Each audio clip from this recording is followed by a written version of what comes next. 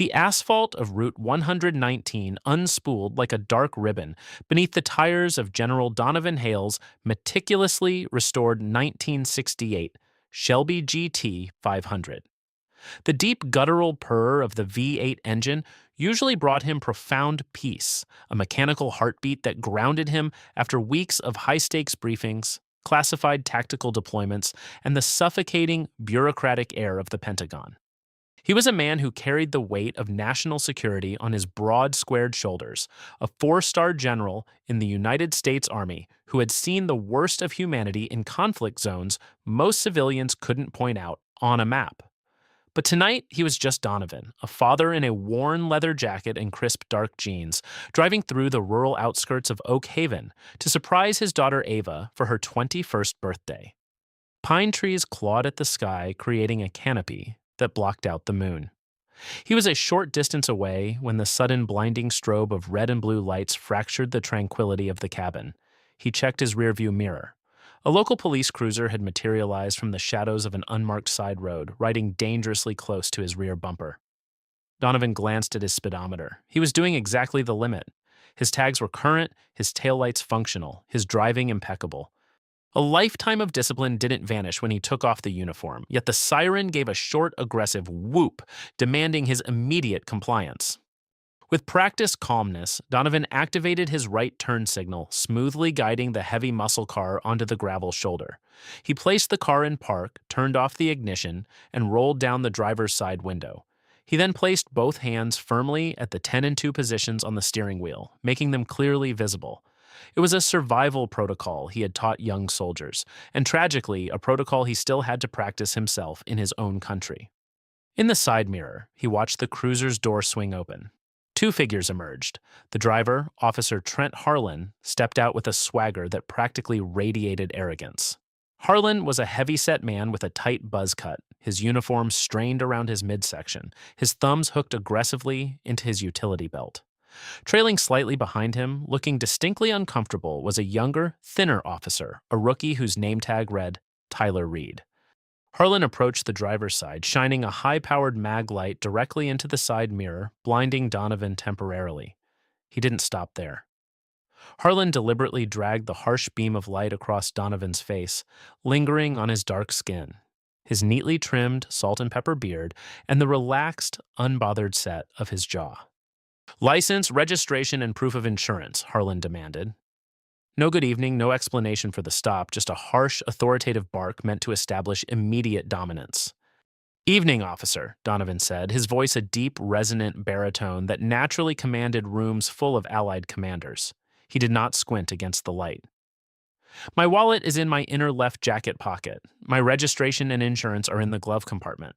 Which would you like me to retrieve first?" Harlan's jaw tightened. He wasn't used to calm articulation. He was used to fear, stuttering, and nervous compliance. "I said, give me your license, boy. Don't make me ask twice." Donovan's dark eyes hardened for a fraction of a second. The word boy hung in the crisp night air like a foul odor. It was a word older than the town of Oak Haven, dripping with a venom Donovan knew all too well. "I will reach into my jacket now," Donovan stated softly, ignoring the slur, refusing to let the man drag him into the gutter. Slowly, deliberately, Donovan moved his right hand, retrieving his leather wallet. He extracted his driver's license, a standard Virginia issue, purposely omitting his military rank for privacy when off duty, and handed it through the window. Harlan snatched it, holding it up to his flashlight. "Donovan Hale," he read, butchering the pronunciation slightly, his lip curling. He looked from the license to the meticulously kept interior of the Shelby. "Nice ride. Mighty expensive toy for a guy passing through at this hour? Whose car is this, Hale?" "It is my vehicle, officer." "Is that right?" Harlan leaned closer, the smell of cheap, stale coffee and chewing tobacco wafting into the car. "Because I ran the plates, and it says it belongs to a D. Hale. You don't look like a guy who could afford a $60,000 classic." "I assure you, the registration will match the license you are currently holding," Donovan replied, his tone remaining infuriatingly even. "Would you like me to retrieve it from the glove compartment now?" "Keep your hands on the wheel," Harlan snapped, his hand dropping to the butt of his sidearm. Behind him, rookie Tyler Reed shifted his weight, his eyes darting nervously between Harlan and the stoic man in the car. Trent, Reed murmured, stepping half a pace forward. Plates came back clean, man. No warrants, no flags. Shut up, Reed, Harlan growled without breaking eye contact with Donovan. I smell marijuana. You smell that, Reed? Smells like probable cause to me. Donovan hadn't smoked a day in his life. The inside of the car smelled only of old leather and the faint hint of his sandalwood aftershave. The fabrication was so blatant, so aggressively cliché, that Donovan almost pitied the man's lack of imagination. I do not consume narcotics, officer, Donovan said, his voice dropping an octave, the first hint of the four-star general bleeding through the civilian facade. There is no marijuana in this vehicle. I am going to ask you respectfully to state the legal reason for this traffic stop or return my license, so I may be on my way. Harlan grinned, an ugly, mean expression that stretched tight across his face. You think you know the law, huh? You think you're smart? Step out of the vehicle now. The silence that followed Harlan's order was heavier than the humid night air. Donovan sat perfectly still, his hands gripping the steering wheel. He was rapidly calculating the variables. He was alone on a dark, unlit road with a man actively escalating a situation based entirely on racial bias and an inflated ego. Beside the aggressor was a rookie who clearly lacked the spine to intervene. Donovan had faced down warlords and insurgents, but the danger here was a different insidious breed. It was the danger of unchecked authority wrapped in a badge. Officer, I highly recommend you take a step back and reconsider your next action, Donovan said. It wasn't a threat. It was a genuine, calculated warning. You don't tell me what to do, boy. I said, get out, Harlan roared, drawing his weapon halfway from the holster, the metallic clack echoing in the stillness. Trent! Jesus! Reed hissed, his hand hovering over his own radio. He's not resisting. Just back off, Reed urged. He's refusing a lawful order, Harlan yelled. Though Donovan had merely spoken, Harlan reached through the open window, bypassing the interior door handle and unlocking the door himself. He yanked the heavy metal door open with such force it bounced on its hinges. Out now. Hands behind your back. Knowing that sudden movements could prove fatal in the presence of an erratic armed individual, Donovan slowly unbuckled his seatbelt. He stepped out of the low-slung car, rising to his full height. At 6'3", he towered over the stocky Harlan. The sheer physical presence of the man, the absolute unwavering stillness of his posture, made Harlan instinctively take a half step back, though his hand remained glued to his weapon. Turn around. Put your hands on the roof, Harlan ordered, his voice pitching higher, betraying a sudden, unacknowledged flutter of intimidation. Donovan complied, turning his back and placing his palms flat against the cool metal of the Shelby's roof. He spread his legs slightly, assuming the position he knew was required, suppressing the deep, visceral surge of righteous anger burning in his chest. Maintain discipline, he told himself. Let them dig the hole. Let them dig it as deep as they want. Harlan stepped forward, grabbing Donovan's wrists with unnecessary brutality. He wrenched Donovan's left arm back, pulling it awkwardly toward his shoulder blades. The cuffs ratcheted tightly around Donovan's wrists, biting into the flesh. Harlan purposely squeezed the metal teeth down to the final notch, ensuring the steel pressed painfully against bone. Trent, the cuffs are too tight, Reed pointed out weakly, shining his own flashlight on the pinched skin around Donovan's wrists. They're supposed to be tight. They ain't jewelry, Harlan sneered. He began roughly patting Donovan down, his hands invasive and aggressive. He dug into Donovan's pockets, pulling out a sleek, encrypted military-issue smartphone, a set of keys, and a silver money clip. What's this? Harlan muttered, holding up the phone. The screen suddenly lit up. A photo of a smiling young woman with bright eyes appeared on the screen, accompanied by the name Ava and a vibrating ringtone. That is my daughter, Donovan said, his voice cold as liquid nitrogen. I was on my way to see her. Well, Ava is going to have to wait, Harlan chuckled darkly. He pressed the power button, holding it down until the screen went black and shoved the phone into his own cargo pocket. You are violating department protocol, the Fourth Amendment, and basic human decency, officer, Donovan stated quietly as Harlan spun him around to face the cruiser. Oh, we got a constitutional scholar here, Harlan mocked, forcefully guiding Donovan toward the back of the squad car. Harlan pushed Donovan's head down with a heavy hand, shoving him into the cramped, hard plastic back seat. The smell of stale sweat and vomit clung to the protective grating separating the front from the back. Reed stood by the cruiser's door looking at Donovan with a mixture of guilt and fear. "I'll get your car towed to the impound," Reed offered almost apologetically. "You lay a finger on that car without a warrant, son, and this night will be the end of your very short career," Donovan said to the rookie. The absolute certainty in Donovan's eyes made Reed swallow hard. It wasn't the wild-eyed threat of a criminal. It was the cold, hard promise of a man who held immense power. Harlan slammed the back door shut, cutting off the conversation. He strutted back to the driver's side, practically vibrating with the adrenaline of his unwarranted conquest. He slid into the driver's seat, turning on the dome light to look back at Donovan through the mesh. "Resisting arrest, failure to comply, suspicion of driving under the influence," Harlan rattled off, turning the key in the ignition. "You're going to be a busy boy in court. Let's see how much you talk when Chief Marlene Voss gets a hold of you." "I look forward to meeting her," Donovan replied softly from the darkness of the back seat. The cruiser pulled away, leaving the beautiful Mustang stranded on the shoulder of the dark highway. Donovan leaned his head back against the hard plastic, ignoring the sharp pain in his wrists. He closed his eyes, his mind shifting from the role of a civilian to the role of a strategist.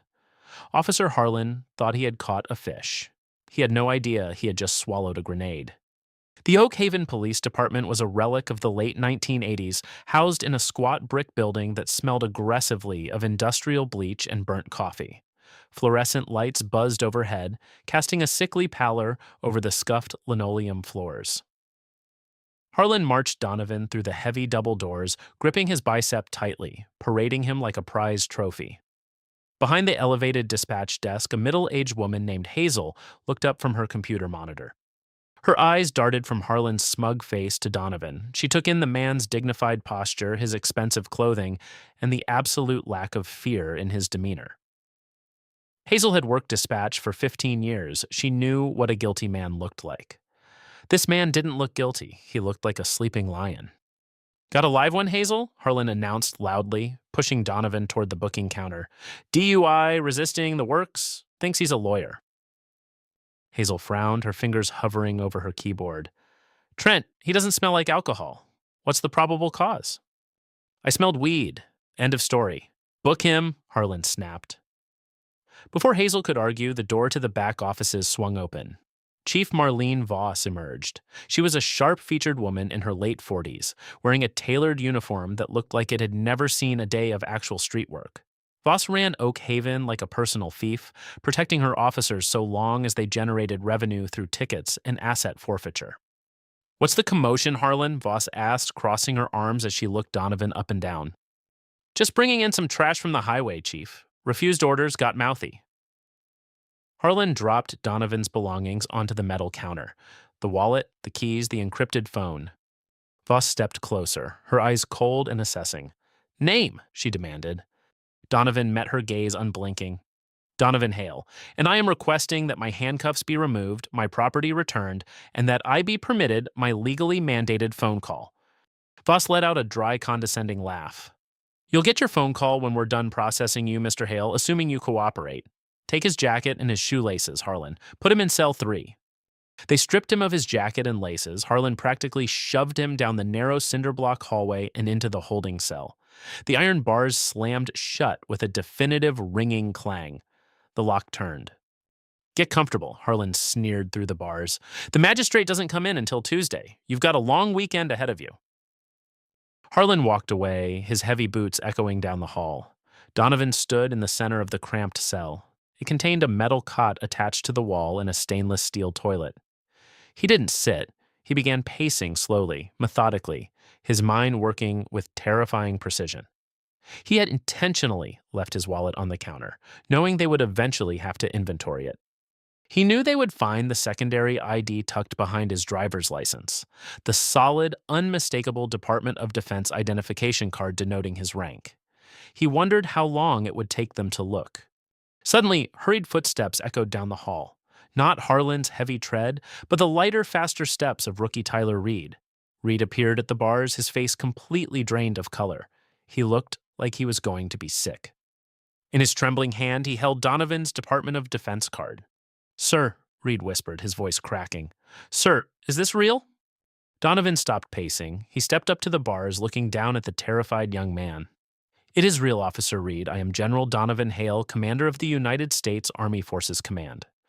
Reed swallowed audibly, his eyes wide with absolute horror. "Oh my God! Harlan didn't look at it. He just threw your wallet in the bin.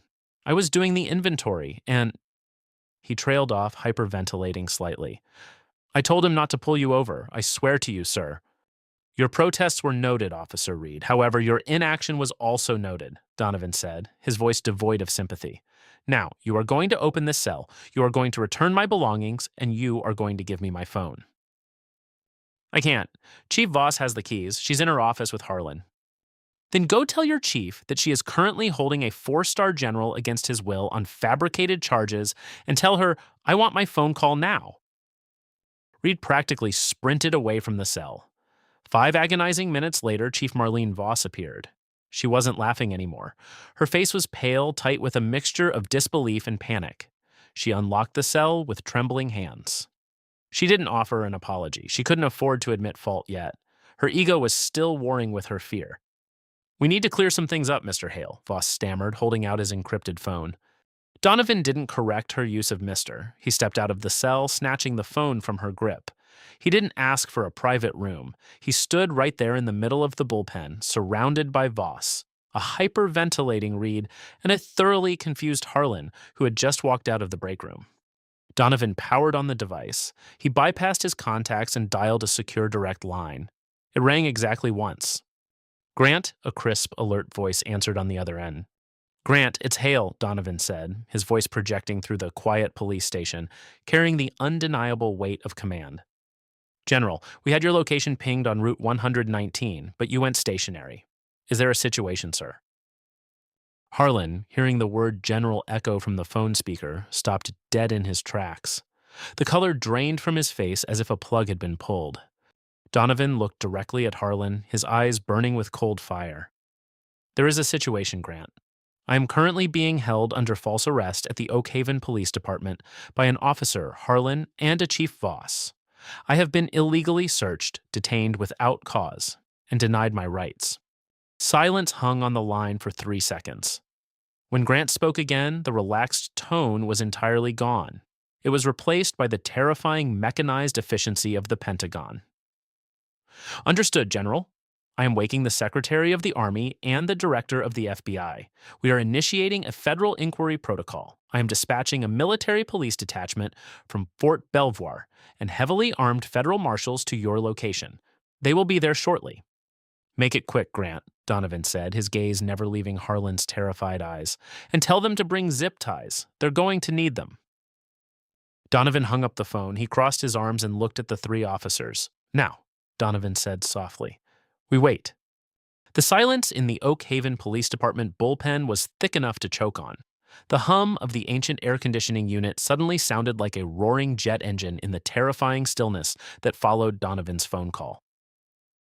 Trent Harlan stared at the man standing freely in the center of the room, his jaw slack, the arrogant sneer completely erased from his features.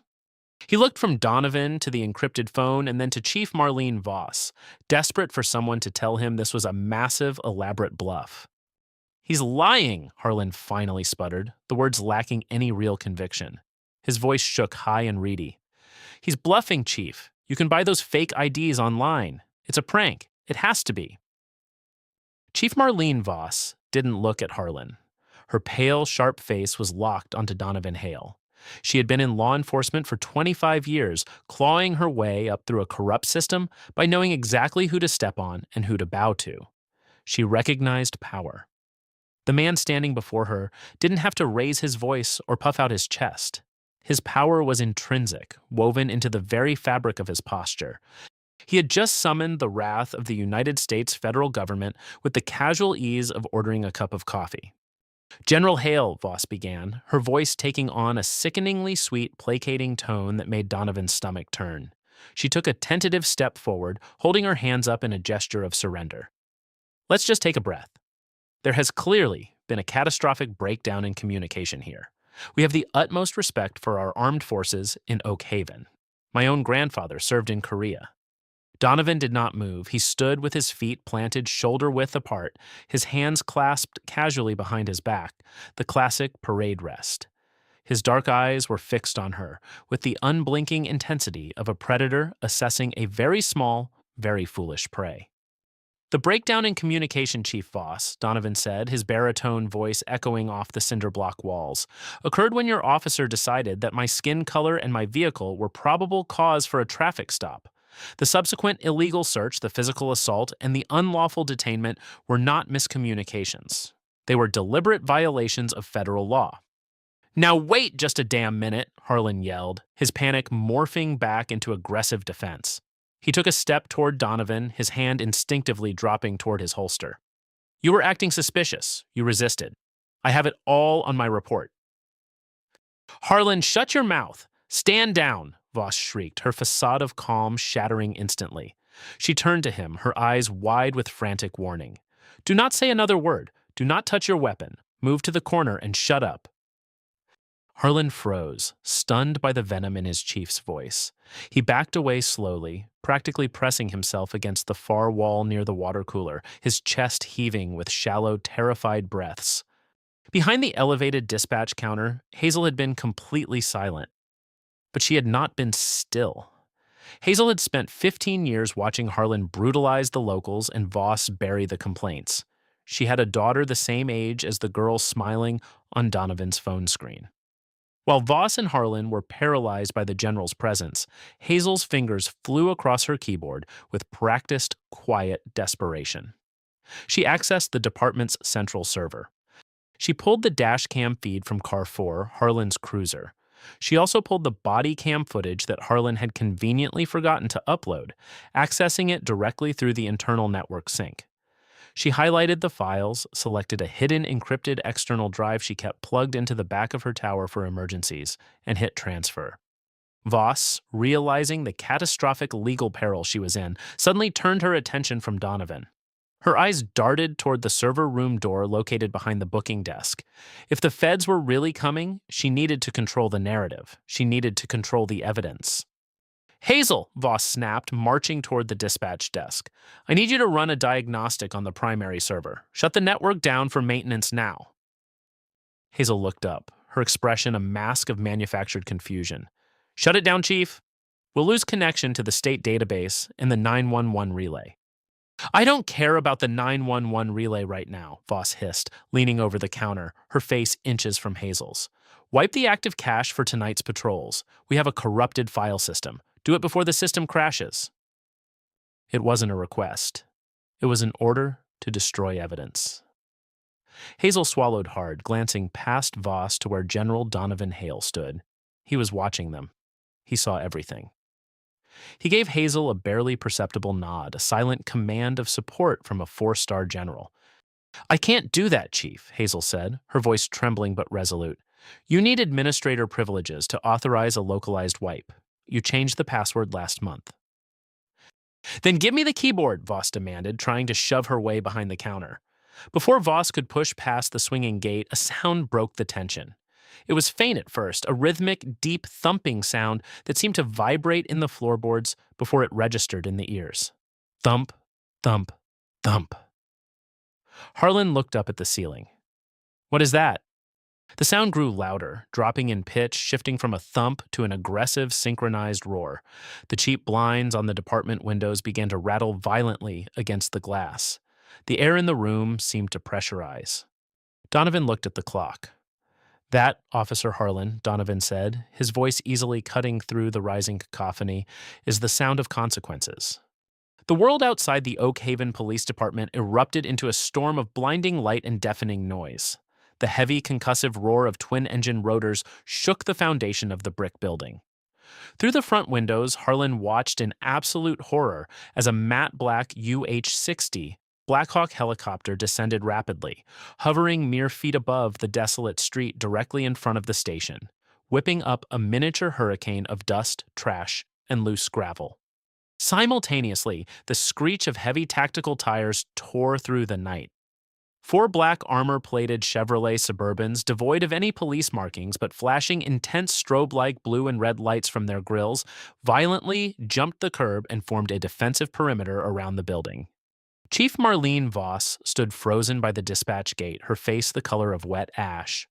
All her years of localized corruption, her carefully constructed kingdom of small-town intimidation, crumbled into dust in the span of seconds. The front doors of the station didn't just open, they were violently breached. The heavy double doors flew back on their hinges, smashing against the interior walls with a deafening crack. A wave of tactical operators flooded into the lobby. They moved with terrifying, fluid precision. There was no shouting, no chaotic scrambling, just the sharp, efficient clatter of heavily armed professionals securing a hostile environment. They wore olive drab tactical gear, helmets equipped with night vision mounts, and heavy plate carriers. Across their backs and chests were three bold yellow letters, FBI. Mixed among them were soldiers in full combat uniform bearing the insignia of the Army Criminal Investigation Division. Laser sights cut through the dusty air of the station like crimson razor wires, sweeping over every corner, every doorway, and immediately settling in a cluster directly on Harlan's chest, Voss's forehead, and Reed's trembling form. "Federal agents, nobody move! Hands in the air! Do it now!" A voice roared, magnified by a tactical comms unit. Harlan, out of sheer blinding panic, twitched his right hand toward his waist. "Don't do it!" Three operators screamed simultaneously, the muzzles of their suppressed M4 carbines rising a fraction of an inch. Donovan's voice snapped like a bullwhip. "Harlan, if you touch that weapon, they will put you through the wall. Raise your hands." The authority in Donovan's voice overrode Harlan's panic. The racist cop threw his hands into the air, tears of absolute terror streaming down his face, his knees buckling until he was kneeling on the scuffed linoleum sobbing. Voss raised her hands slowly, stepping away from the dispatch counter, her eyes darting frantically for an escape route that did not exist. Operators swarmed past her, physically securing the front doors, the back exits, and the hallway leading to the cells. From the center of the tactical formation, a woman stepped forward. She was sharply dressed in a dark tailored suit over a white blouse, a stark contrast to the tactical armor surrounding her. Her badge, clipped to her belt, gleamed under the harsh fluorescent lights. She had piercing green eyes and a demeanor that suggested she suffered fools poorly and corrupt cops not at all. She holstered her sidearm and walked straight past the kneeling Harlan, her eyes locking onto Donovan. "General Hale," the woman said, her voice crisp and professional.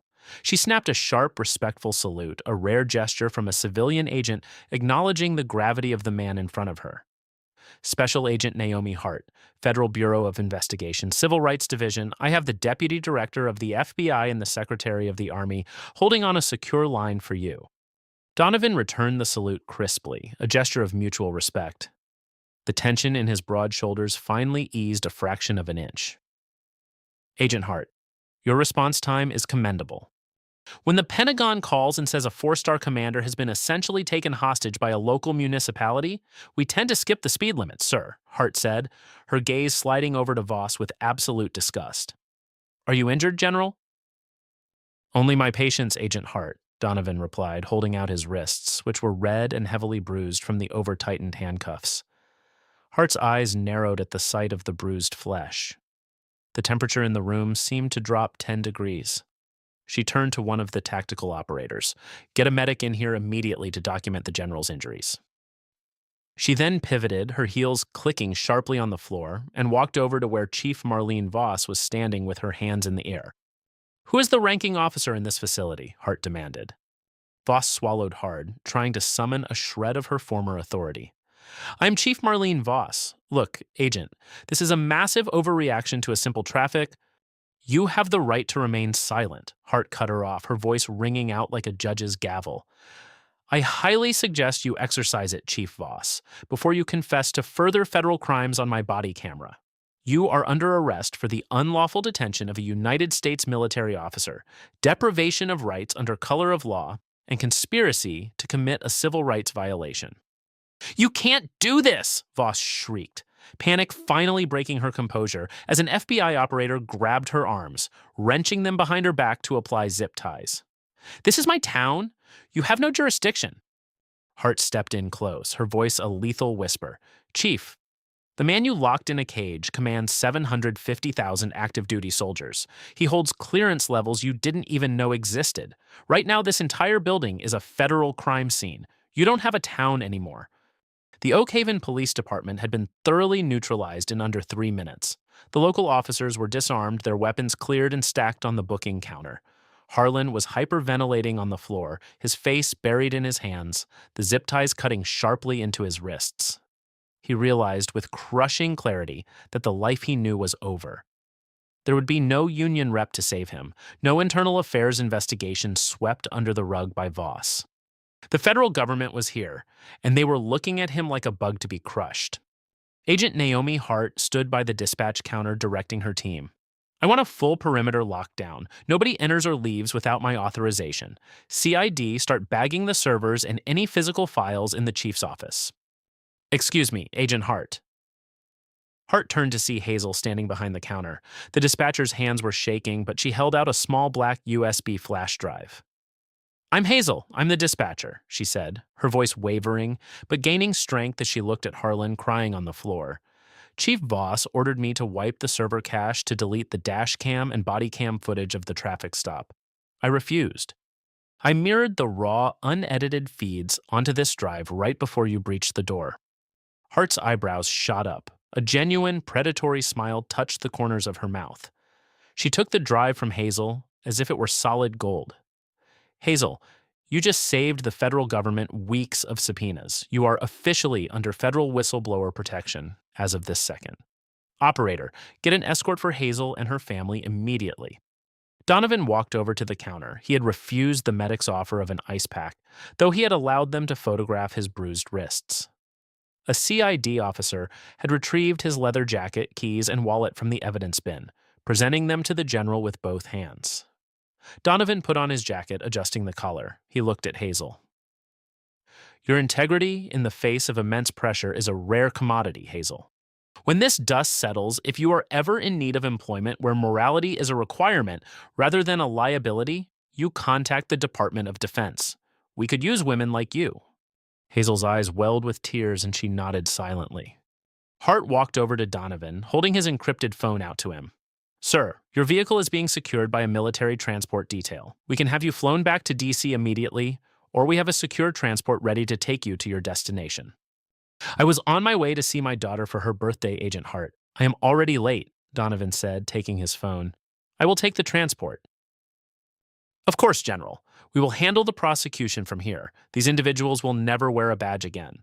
I'll personally see to it that they face maximum federal sentencing. Donovan nodded, his expression grim. Make sure the DOJ looks into their past arrests, Agent.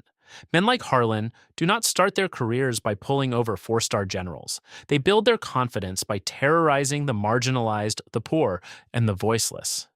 Dig up every case he's touched. Exonerate his victims. Consider it done, sir. Donovan turned to leave, surrounded by a heavy escort of federal agents and military police. As he reached the shattered front doors, he paused. He turned back, his gaze sweeping over the ruined station, finally resting on Harlan, who was being hauled to his feet by two massive marshals.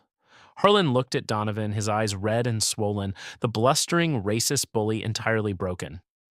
I didn't know, Harlan sobbed, a pathetic, desperate plea. I swear to God, General, I didn't know who you were. The entire room fell dead silent, waiting for the general's response. Donovan Hale took one slow step back into the room. His voice was not a shout, but it carried the devastating force of an artillery strike. That is exactly the point, Harlan, Donovan said, his voice dripping with absolute contempt. You didn't know. You thought I was just another civilian you could demean and brutalize because of the color of my skin. You thought I was someone who couldn't fight back. Donovan's dark eyes bored into Harlan's soul, leaving a scar that would never heal. You thought you were a wolf hunting a sheep, but you were wrong, Officer Harlan. You stepped into the dark and you woke a dragon. Enjoy your cage. Donovan turned his back on the weeping officer and walked out into the flashing lights of the federal convoy, stepping into a waiting armored SUV. The door slammed shut with the heavy thud of finality. As the convoy rolled out of Oak Haven, the sirens fading into the night, Donovan Hale pulled out his phone and dialed his daughter's number. It was time, to go be a father. The ride in the back of the armored federal transport was a stark contrast to the aggressive, jarring journey in the back of Officer Harlan's police cruiser. The black Chevrolet Suburban glided over the uneven asphalt of the rural highway with the heavy, silent grace of a predatory cat. Inside the cabin, the air was climate controlled and smelled faintly of leather and gun oil. Across from Donovan Hale sat two heavily armed U.S. Marshals, their expressions stoic, eyes constantly scanning the dark tree line rushing past the tinted windows. Donovan sat in the plush captain's chair, the adrenaline of the past hour slowly bleeding out of his system, leaving behind a profound, bone-deep exhaustion.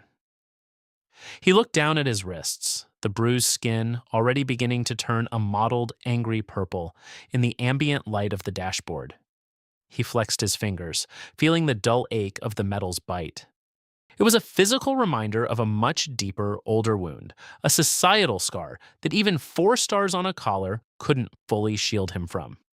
He pulled his encrypted phone from his jacket pocket. The screen lit up, displaying a missed call from Major Ellis Grant, his chief of staff, and 3 text messages from Ava. "Dad, where are you?" "The cake is melting." "Seriously, did the Pentagon swallow you whole again?" "Okay, I'm cutting the cake without you. You owe me double presents." A soft, genuine smile broke through the hardened lines of Donovan's face. He tapped her name and hit dial. It rang twice before she answered. The background noise was a chaotic blend of laughter and upbeat music. "So," Ava's voice came through the speaker, feigning sternness but laced with unmistakable affection. "Does the commander of the United States Army Forces Command have a valid excuse for missing his only daughter's 21st birthday toast? Or do I need to court-martial you myself?" "Ava, sweetheart," Donovan said, his voice dropping an octave, softening into the warm, resonant tone reserved exclusively for her. "I'm incredibly sorry. I had an unexpected delay on the road, but I am roughly 10 minutes away." The music in the background muffled slightly, as if she had walked into another room. "Dad, are you okay? You sound different. Did something happen?" Her intuition was as sharp as a sniper's scope. She had grown up as an army brat, attuned to the subtle shifts in her father's tone that indicated a crisis. "I'm perfectly fine, Ava. Just a minor detour. I'll explain when I get there. Don't let anyone eat my slice of cake." "Red Velvet, it's safe. See you in 10. When the armored convoy finally pulled up to the curb of Ava's upscale apartment building in Charlottesville, the sight of 3 massive unmarked tactical vehicles flanking a blacked-out SUV drew immediate stares from the late-night college crowd on the street. Donovan stepped out, thanking the marshals with a nod. He instructed them to wait, insisting on walking up alone. He took the elevator to the 4th floor, adjusting the collar of his worn leather jacket, trying to shake off the aura of the Pentagon and step fully into the role of a father. He knocked on door 4B. Ava threw the door open. She was radiant, wearing a sparkling emerald dress that matched her mother's eyes, her dark hair styled in loose curls. Her face lit up at the sight of him. "You made it!" she cheered, throwing her arms around his broad shoulders. Donovan hugged her back fiercely, burying his face in her hair, inhaling the scent of her vanilla perfume. For a fleeting second, he squeezed his eyes shut. The phantom sensation of Harlan's heavy hands on his back flashed through his mind. He pushed the memory away, focusing on the warmth of his daughter. "Happy birthday, my beautiful girl," he whispered. She pulled back, beaming, but her smile faltered as her eyes dropped. She caught his left wrist as he moved his arm. The sleeve of his leather jacket had ridden up, exposing the dark, swollen band of bruised flesh. "Dad," she gasped, her fingers gently hovering over the injury. "What happened to you? Who did this?" Donovan looked at her, his jaw tightening. He didn't want to ruin her night. He didn't want to bring the ugly reality of Oak Haven into her sanctuary. But he had never lied to her. "I was pulled over," Donovan said quietly, stepping into the apartment and closing the door behind him, muting the noise of the party. "By a police officer who saw a black man driving an expensive car and made an assumption." Ava's eyes widened, the color draining from her face. She knew the statistics, she knew the realities, but seeing it manifest on the indomitable figure of her father was a shock to her system. "They arrested you, Dad. You're a general." "I was out of uniform, Ava, and to men like that, the uniform doesn't matter anyway. Only the skin does." He sighed, leaning against the wall. It has been handled. The FBI and military police have secured the department. The officers involved are in federal custody. Ava stared at him, tears welling in her eyes, a mixture of profound sadness and simmering anger. I'm so sorry, Dad. That's horrifying. Before she could say anything else, the massive flat-screen TV in her living room, which had been muted and playing a sports channel in the background, suddenly flashed with a breaking news banner. The partygoers in the room began to quiet down, pointing at the screen. Ava grabbed the remote and unmuted it. The screen showed shaky cell phone footage from a resident in Oak Haven. It depicted the matte black UH-60 Blackhawk helicopter hovering over the police station, the blinding strobe lights of the federal convoy, and heavily armed FBI SWAT agents swarming the building. We are receiving breaking reports out of Oak Haven, Virginia, the sharply dressed anchor announced, her voice urgent. A massive federal raid has just been conducted on the local police department. While details are incredibly scarce, sources within the Department of Justice have confirmed to CNN that this is a joint operation between the FBI's Civil Rights Division and the United States Army Criminal Investigation Division. Rumors are circulating that a high-ranking military official was unlawfully detained by local police, triggering this unprecedented federal response. The camera cut to a live shot of Chief Marlene Voss and Officer Trent Harlan being marched out of the station in handcuffs, surrounded by federal agents. Harlan looked completely broken, his head hanging low, his face pale and tear-stained under the harsh glare of the news cameras. The apartment was dead silent. Everyone stared at the television and then slowly turned their heads to look at Ava's father, standing quietly by the door in his leather jacket. Donovan met their stares with a calm, unwavering gaze. He placed a gentle hand on Ava's shoulder. Now, he said, his voice light, but carrying an absolute, undeniable authority. I believe I was promised a slice of red velvet cake. The next 72 hours were a masterclass in the terrifying efficiency of the United States federal government when sufficiently provoked. Oak Haven Police Department ceased to exist as a functional entity. Special Agent Naomi Hart, the ruthless FBI special agent, had set up a temporary command post inside the very bullpen where Donovan had been handcuffed. She brought in a team of 30 forensic accountants, civil rights investigators, and data recovery specialists. They didn't just investigate the incident with General Hale, they tore the department down to its studs. In a stark, windowless interrogation room at the FBI field office in Richmond, former Chief Marlene Voss sat shivering in a bright orange federal jumpsuit. The silver handcuffs chaining her wrists to the metal table felt incredibly heavy.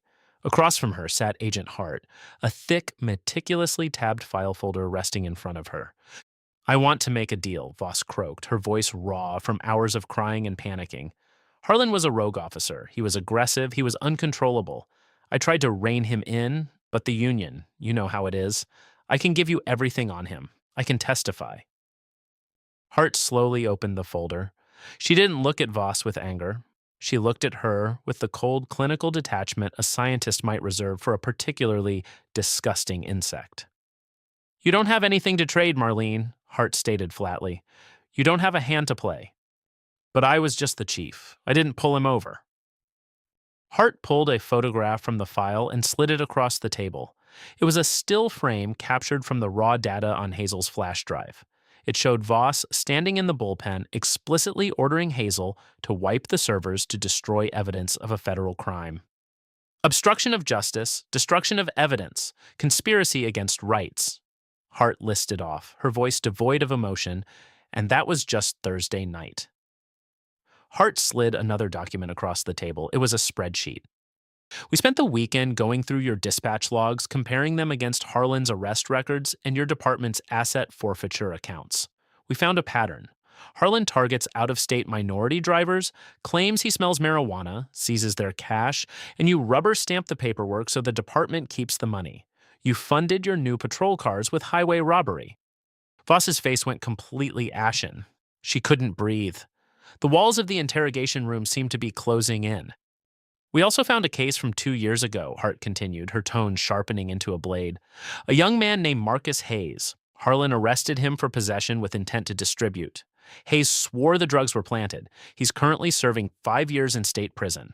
Thanks to the server cache your dispatcher saved, we recovered Harlan's deleted body cam footage from that night. The footage clearly shows Harlan taking a baggie out of his own vest and dropping it into Hayes' back seat. Voss closed her eyes, a single tear escaping. Oh, God.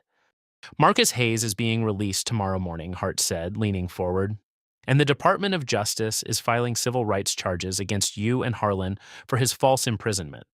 You aren't getting a deal, Marlene. You are going to federal prison for a very, very long time. Meanwhile, in a separate holding facility, Trent Harlan was experiencing a psychological unraveling. He was isolated in solitary confinement for his own protection, surrounded by federal inmates who had already heard on the news that a dirty, racist cop was in their cell block. He jumped at every shadow. He cried himself to sleep. The bravado, the badge, the gun, all the things that made him feel like a god in Oak Haven were gone. He was nothing but a frightened bully who had finally picked a fight with the wrong man. Back at the Pentagon, the fallout was equally decisive. General Donovan Hale stood in the center of his massive oak-paneled office. His chief of staff, Major Ellis Grant, stood at attention in front of his desk. General, the media strategy is proceeding as planned, Grant reported, holding a tablet. The White House has issued a statement condemning the Oak Haven Department. The DOJ has taken over the town's policing until the state can step in, and we have an update on the dispatcher, Hazel. Donovan looked up from the tactical map he had been reviewing. Go on. As per your recommendation, sir, the Department of Defense has offered her a civilian logistics coordination role at Fort Belvoir. It comes with full federal benefits, a significant pay increase, and relocation assistance. She accepted immediately. Donovan nodded, a grim satisfaction settling in his chest. Good. Loyalty to the truth should be rewarded, not punished. What about the rookie Reed? He formally resigned from the force Friday morning. He provided a full tearful confession to the FBI, corroborating every detail of your arrest and turning over his own notes on Harlan's previous abuses. Because of his cooperation and lack of direct physical involvement, the DOJ is allowing him to plead out to a misdemeanor failure to report a crime. He avoids prison time, but he will never work in law enforcement or security again.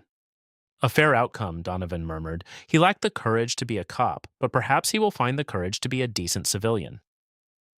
Grant cleared his throat slightly. Sir, the sentencing hearing for Harlan and Voss is scheduled for next month. The federal judge has requested a victim impact statement.